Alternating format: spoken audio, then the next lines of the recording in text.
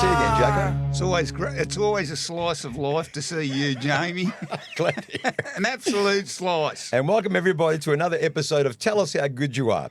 Now, our next guest is an award-winning author, playwright, screenplay writer, songwriter, and an Australian music legend. A legend, Absolutely. His literary works have earned him the West Australian Premier's Award for Fiction in 1996 and the 2016 Ned Kelly Award for Best Crime Fiction.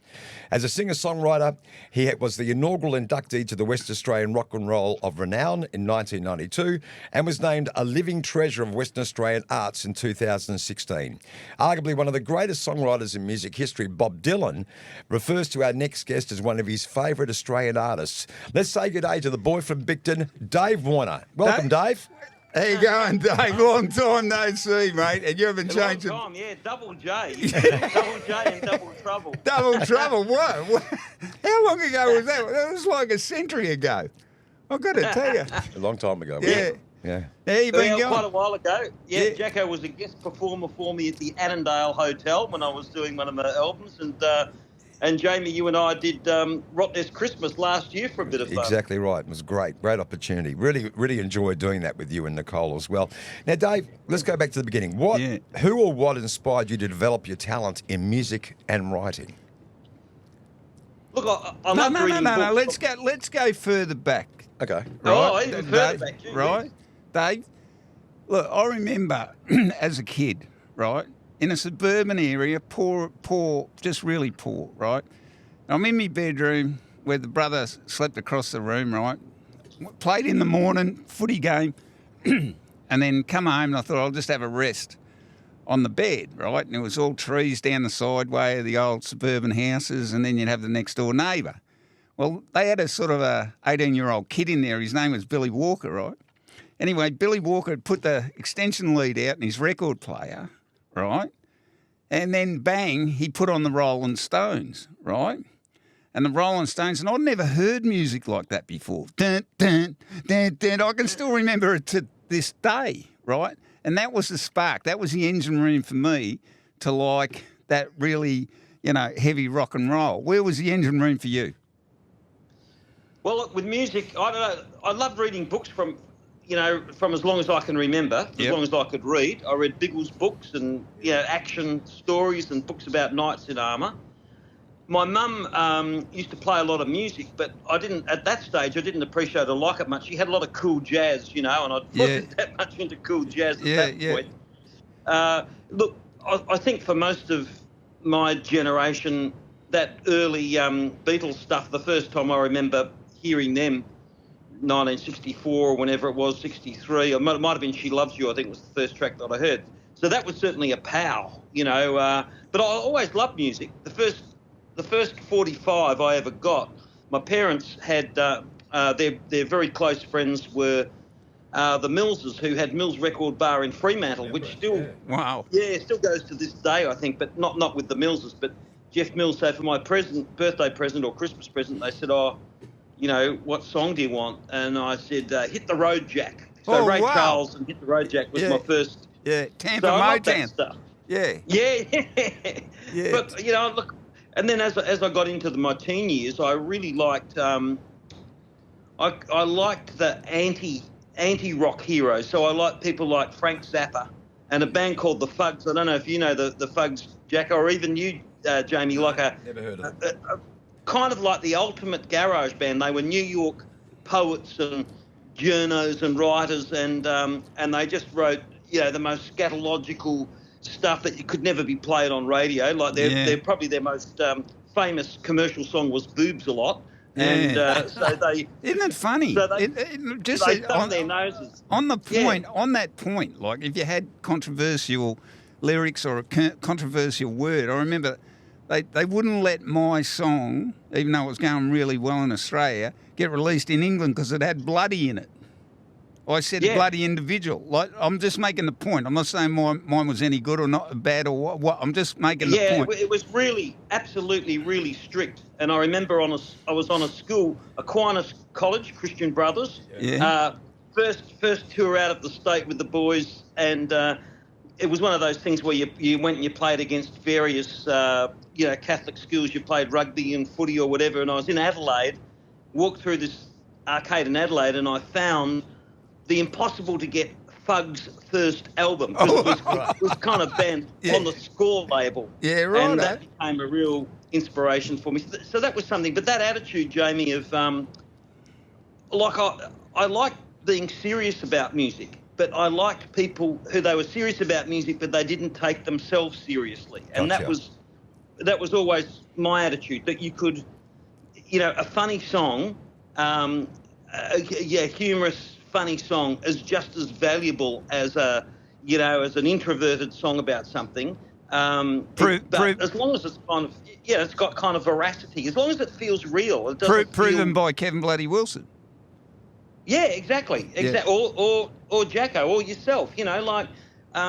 Music's there to be appreciated for lots of reasons, and so I liked all different sorts of music. And when I formed my first band, Puss, and then Dave Warner's from the Suburbs, I had lots of different styles that I wanted to put in. But I think getting to the point that you were raising, Jamie, in a way, was, for me, a lot of bands and a lot of musicians started with the music. Oh, this is a riff that I like, or I like to play blues or 12 bar. Yeah. Whereas for me, I was attracted to music that kind of, I won't say it had a message, but it had something. It had some sort of cultural part to it, So I loved the Kinks because Ray Davies always had something. There's always something in there that wasn't just about fun music. I didn't mind stuff that was just fun music. I loved psychedelic music and what about heavy rock. Sex Pistols? Well, it's funny you say that because I've got a question here because punk music came to prominence in the mid-'70s or mid to late 70s with bands like Sex Pistols and the Ramones and many others.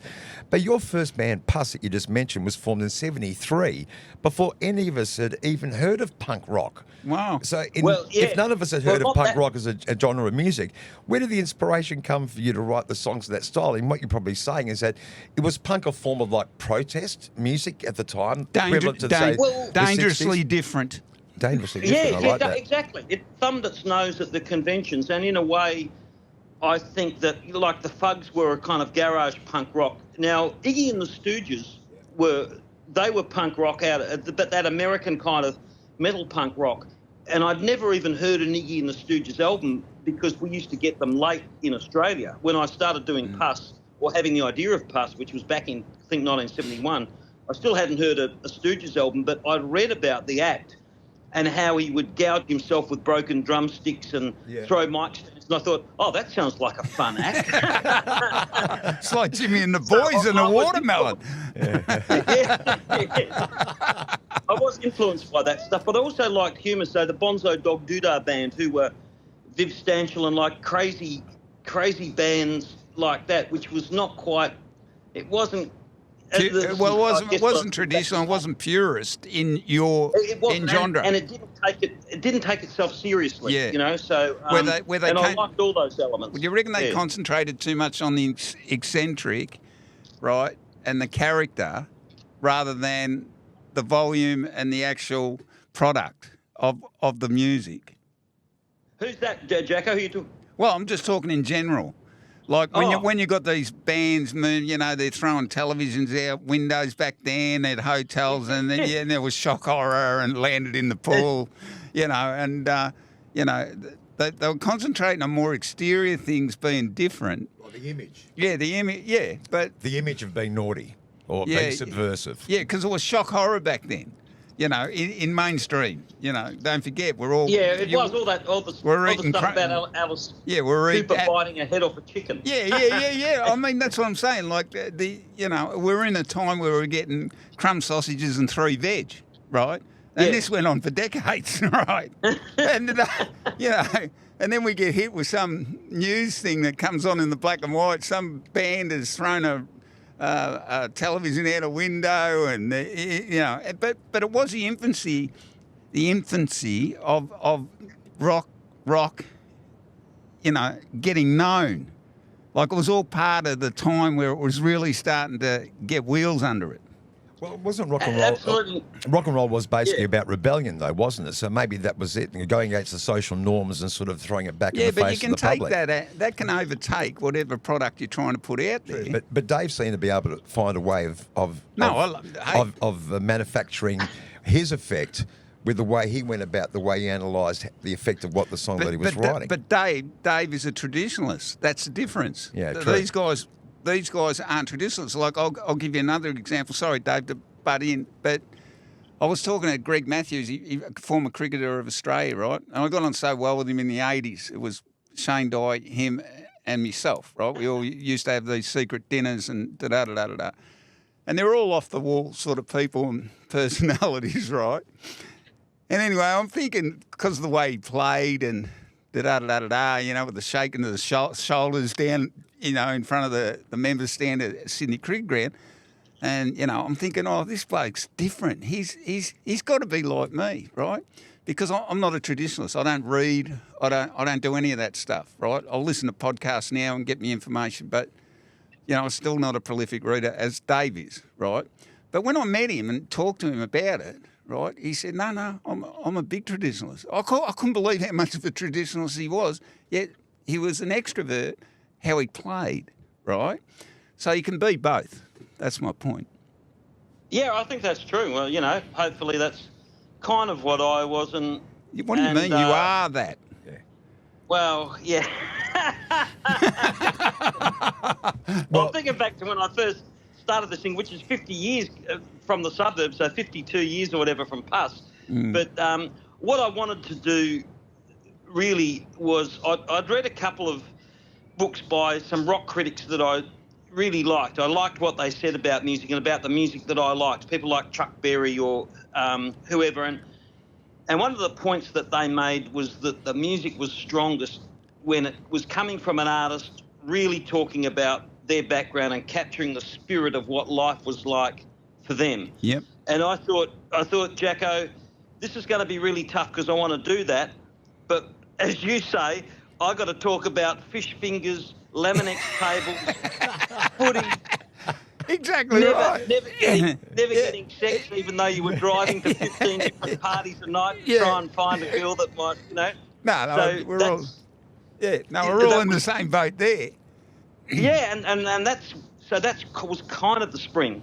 So Suburban Boy was about. It was like, look, I wish I was glamorous. I wish I was in London or New York, but I'm not. Yeah. I'm here in Bicton. I got a Laminex table. I go to the football and I eat Wheaties for breakfast, and that's my life, And the hole in the floor where the local mouse comes in. Inner city living, it's a beauty. Now, Dave, the Suburbs launched in January 1977, and you immediately developed a huge underground following that attracted the attention of Michael Gudinski.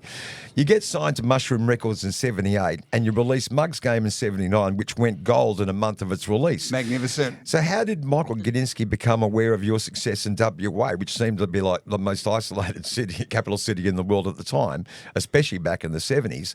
And how much influence did he have to make Mug's Game a reality? Well, in two parts of that. What happened was we were playing, it was actually in 77, Jamie, that I formed the band in 76. We started playing 77. Yeah. And there was a fella who is now a doctor, and he had a little 8-track mobile studio. We were playing at the Victoria Hotel, and he said, do you guys want to record something? And I thought, that's a good idea. So I think it was about the winter of 77, we'd been playing about 4 months and we had big crowds would come. So we recorded the set, 30-odd songs, playing live, and that gave us... And we had these blank cassettes, which I just initially did for our own point of view, and everybody in the crowd wanted one. So suddenly I'd sold 20 cassettes in a night, and I was getting, 50 cassettes.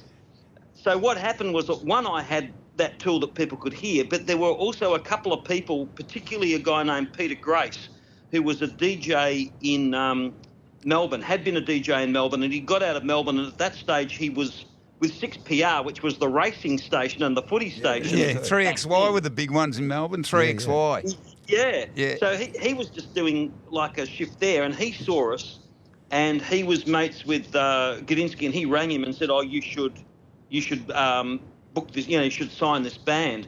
And then what happened at the same time, because I had these cassettes, people would get the cassettes from the gigs where we were playing the Civic Hotel or the Shenton Park. They'd drive back over the Nullarbor because, no one could afford to fly in those days. Hitch a ride. Yeah. And these tapes would then end up somewhere in New South Wales or Victoria. And I got told by people that, because I slagged off a whole lot of Australian bands on it, but not Rose Tattoo or Dragon. Yeah, so when they lucky got for them, they you. were playing the tapes. They'd play them through the speakers before their breaks at the Bondi Lifesaver, and Yeah, how good's that? That's how it caught fire.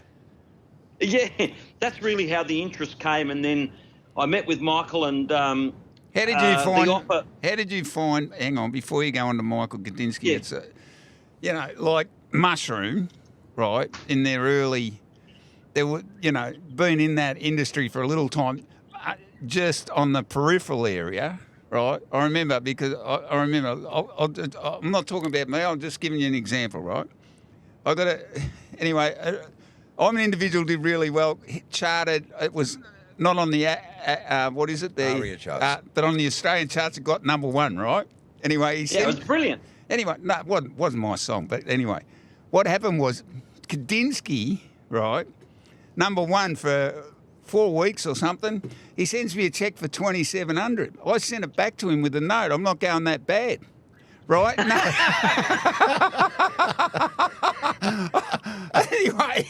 anyway, I'm just thinking, right? Because there's a large body of evidence out there to suggest that not every band got a fair shake of the branch when it came to contract deals. How did you go? Yeah, well, really interesting question, Jacko, because what had happened here, I already knew we had a big demand and I was selling all these tapes. So when I went and I met with Michael, I met with about 3 companies who were seriously interested in signing. And I liked the idea of Mushroom because they did skyhooks. I knew that they would get where I was coming from, And then I met with Wizard in Sydney. Their deal wasn't that great. And anyway, Michael came up, and like you, Jacko, I went, why would I sign for this? I'm making this much money selling my blank Exactly tape. right. Yeah. So in the end, I said, no, I won't. I couldn't do it for that. No one else would offer me. There were, as I say, there's a couple of companies, but none of them would offer me anything more than the really basic low rate, which was about 7.5%. Yeah. And I said, look, I'm not going to do it for that, but what I will do is I'll do a lease deal. Yeah. So you give me, I will pay for the recording of the album. Yeah. Which is what I did, and you'll basically double that and do all the distribution and the stuff. And so that was good. It was good in one way because. Yeah, but you were smart enough to do that. You were smart enough at that time to do that. A lot of bands weren't. Yeah, and then they ended up owing a lot of money and because the money gets advanced to you. Yeah. The trouble was, and it's a two-edged sword, Jacko, because and Jamie, because while it was good and smart business practice financially, and so therefore I've always owned all my material and I could re-release it whenever I liked. So that was great. But on the other side of the coin was, from Gudinski and Mushroom's point of view, when it was coming to, we're going to do a film clip, well, we'll get Dave Warner in the studio and we'll do one for $800 for him, but we'll get Jojo Zepp and the Falcons or Sports, who we've invested in. Yeah. We'll do a $6,000 film clip. Yeah, yeah. So, which was a lot back then. Yeah, so you were always. I'm not saying that's exact or those figures are exact. I'm just saying this was because they were getting less money out of me. They put less money into me, and so therefore you were a lot lower on the promotional rung. But you had the understanding of marketing. But you had the understanding of marketing and what that can bring to the table in live gigs. Yeah, well, I was lucky that I had really devoted fans, and I just fluked it with doing the tapes, and then I did T-shirts, and they sold really well. And look, I'm just lucky I had a really terrific devoted fan base, and that's survived to this day. So even though I haven't had the massive success of a lot of other bands, it's kind of sustained me for a long time.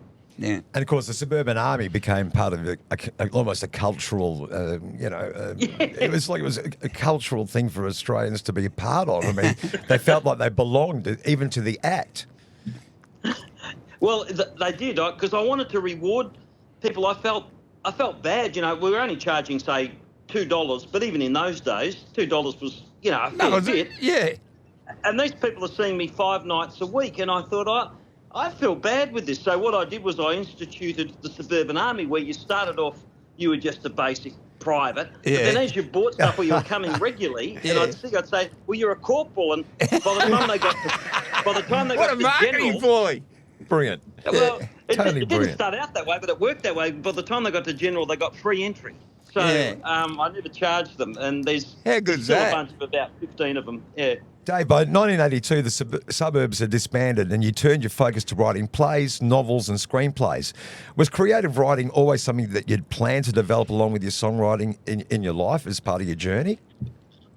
Well, I always wanted to do that, because I thought, like, as I said, look, I started off loving books and thinking, that'd be great to be a book writer, but that was when I was about 12. But I was, I guess, sensible enough to know that when you're 14 or 15, you can't go writing a book. I'm not going to have the experience, the expertise, but what you can do is get your mates into the garage and play music. And so, yeah, that's true, Jamie. I always did want to do that, and eventually I started to write after I'd stopped playing full-time. I was still playing music, but I'd stopped playing full-time.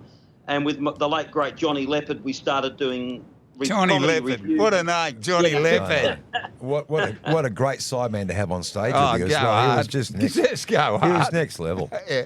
But there are massive, yeah. Dave, there's massive differences in technique between writing a play, a novel, or a screenplay. So how did you develop your skills in all of those genres of literature? I mean, did it come natural, or did you actually have to focus on what you were doing for the job that you were required to do as a writer? Yeah, look, each one, I didn't have any training in them, but I followed things that I liked and the way that I liked, and I just, whether it was a book or a play, and I just tried to work from that basis. And so as you get more experienced at it, you get better and better at it in a way. But like the first book that I did, it took me 2 or 3 years, because I just started from page one. I didn't have any plan or structure. I just had an idea. And now I guess I plan things out. I'm probably more efficient. But look, it just came from a love of participating in that whole stuff as a reader and a consumer, and then wanting to do it somehow as an actual creator. So in the same way with music, as you were saying, Jacko, the first thing is you listen to the Rolling Stones and you go, I really love to do that, and until you gets in your head enough, and then you try and do it, and if you're lucky, you get something that approximates it. Yeah. Well, I sort of went off on another tangent, but the practicalities of what you were talking about in your head, right? When you're saying you weren't a structured writer, or you probably are now, because you've found a way to do it that you can process and follow your lines and other characters in your writing. How did you develop that? I mean, from nothing. How did it come to you? I mean, you could read other stuff, right? I suppose you could read other people's stories and that, but how did you find your own gift? Yeah, well, that's a good part is just doing the other stories, but then I put it into practice. The first thing I ever wrote in a crime thing was A Murder Weekend at Cave's House, which is the latest book. This is not a plug for the latest book. No, give us a plug. What's it called? It's Sound Mind, Dead Body. Yeah, righto. So it started as a play that I did as a murder weekend, and I did that with friends down at Cave's House in Yellingup. Everyone had a great time, and it gave me, after that I went, I think I can write plot and crime and at least character in that regard. And so that about 10 years later, when I actually sat down to write a novel, I thought I'll write in a crime style, because I feel I can do that. And then it is very much like anything else. Stop there. We have to talk, right? We have to talk about you writing The Wild Colonial Psychos, right? No, serious. It was the biggest underground show in Australia, right? You got no idea. Mark Brandon Chopper Reed and Roger Rogerson. Roger Rogerson was on the road for 3.5 years with us. I took Chopper on the road for 9, nearly 10. We were dealing together on the road, and it was the biggest underground show in Australia. But no one's ever documented. A lot of people have taken advantage, I won't say advantage, but written their story, their sides to the story. But I'd really like one coming from my point of view. And, yeah, you'd be perfect to write that. Well, I probably would be, Jacko. So we will get some time. We'll work it out. But I mean, yeah, that is an extraordinary thing, and I love stories about this, and they often come from, say, sports people, because sports people they're natural. They don't hang on. No, Dave, I get this a lot, right? Football is a young person's game. It's 5 years of your life. How you take advantage of it is how you've explained you took advantage of it, right? Which I did, but it's so compartmentalised in one particular space of time, and 40 years have gone by. I've sat on gold mines up on the Alaskan border. I mean, I've fronted major ad campaigns around the world. I mean, I've shot big screen, small screen. A lot goes on, and you learn a lot of life outside of that particular area of football. I'm only saying it now because I had an intellect on the last podcast who, he pointed the footy, and I said, no, it's a bigger world out there than just football. Oh yeah, no. That my point was, Jacko, that the personality of people who come from that, like I think I love these stories, and it's because I speak about veracity, and veracity just being truth. And so there's these great stories of Australian guys like yourself, and you end up, people go, oh, they respond because you just are yourself.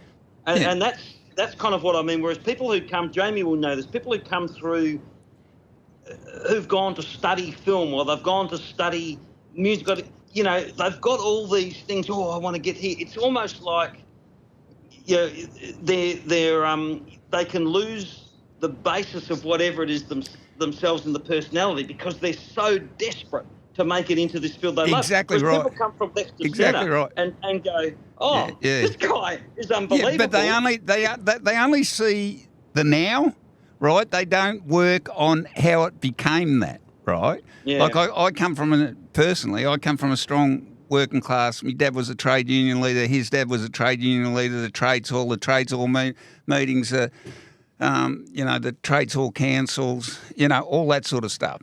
And when you get to, you bust your guts playing football, like with your songs and ripping your hands and singing and constant training. So when you present and you get there, I don't know about you, but I ran out my first game and I said, is this it? Is this it? Well, how am I going to make a quid out of this? I ran out, I'm playing on Calvin Moore, I'm looking around, I said, this can't be happening. I've done all of this for this. I'm thinking, what a joke. How am I going to make a quid? There you go. Similar to yourself. Similar to yourself. Yeah, Dave, you've released nearly 40 books, and almost all your published works are crime novels. So what is it about the crime novel genre that you enjoy? Does your Bachelor of Arts degree majoring in psychology factor into your crime novel writing? No, not really. No? Not really. Jamie, I think people who are writers, they probably maybe sort of naturally are interested in and kind of inner workings of people, if you want to call it that. But most of the people that I did psych with, I wouldn't have thought that they were, creative or interested in that sense. They had a different mindset in a way. But, I kind of, I don't know how it all works out, or how the process works. Just for me, I was a creative person, and I found that with crime writing, it was containable. Like, I tried to write something that was a bit more literary early, and you've got to be really, really smart and clever to do that. And I'm still hoping that I will finish that at some point. But it was more containable for me. And it was something I looked at it and I thought, I've had some success with music talking about my life in this way. And if I can transfer that in a crime novels, which I enjoyed, I love doing the crime stuff. And at the time that I started, it wasn't 5 crime books a week, which it is now. You know, like everywhere you turn now, someone's just done a new crime novel. You know, Bambi's probably done a new crime novel by tomorrow. Yeah. So I thought it was an area that would be good, that wasn't overpopulated at that stage, and it would be a good starting place. And I just happened to have liked it, and it's worked well for me. Dave, I've noticed that there's also a trend in your music and your literary work over the past 4 decades that features strong characters that an audience can relate to or understand at least. So even your stage persona, to me, was a character that was larger than life. So when I used to see you on stage, it would blow my mind that, you know, what you were singing and the way you were presenting were almost, you know, in sync with each other. And it sort of gave people a chance. Well, I relate to that character. I sort of understand where he's coming from. I'm sort of seeing more meat on the bone than just like a skeleton of an idea. So has that always been part of your process? Like with anything you do, that strong characters to you mean so much more than just a conflict or just a general plot with information in it? Well, I think so. Certainly in writing, you know, that's part of, you know, a major part of writing. In crime, the plot is really important, but character also. In some of the more literary things, it's nearly all character. So I kind of am a bit of a mix like that. But the way that I write songs, I often write from a persona. So it's not really me. I write a song, Joey Black, which is a bit like a Jacko. You know, I grew up by the dock, and these streets aren't safe for violence anymore. So that's one character. Then the next character, doesn't she look fine? It's kind of written from the point of view.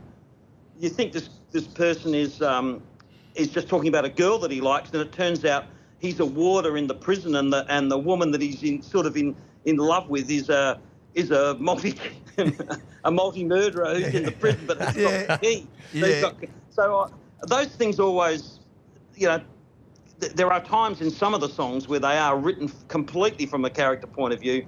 Other times they're just me, and other times, Kookaburra Girl, it's just fun. It's just like it's not really about like a word game. In fact, it's deliberately not about anything. You know? Yeah.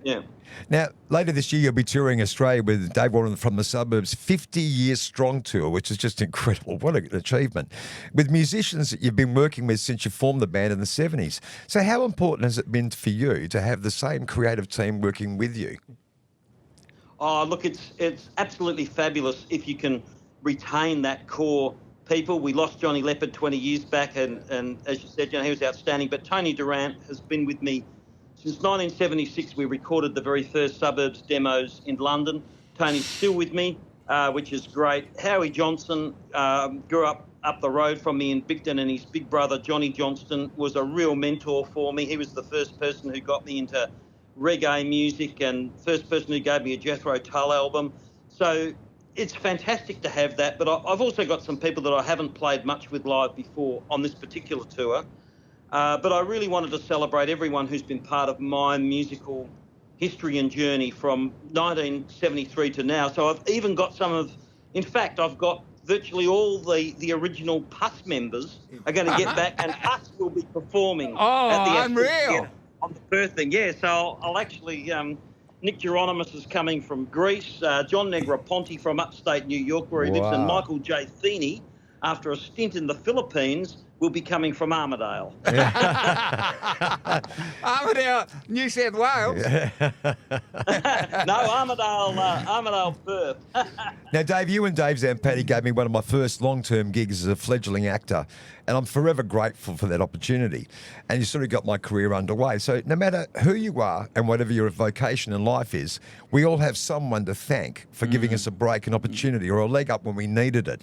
So who were the significant people that recognised your talent and gave you the opportunities that have led to a 50-year career in the arts? Molly Meldrum? Michael Gudinski? Let's see. Look, Dave Allery, local radio producer here in Perth. Dave used to come and see Puss.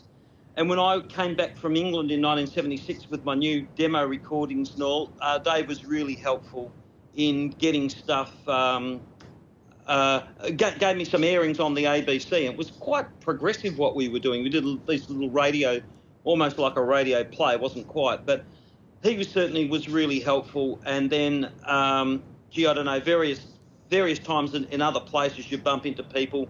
Guys like Keith Glass and David Pepperell in Melbourne were really helpful to me. I don't know, but a lot of the stuff I had to do myself too. But you know, then you kind of form alliances. So people like Dick Haynes from Loaded Dice, Loaded Dice and us did a lot of shows, and we worked together on.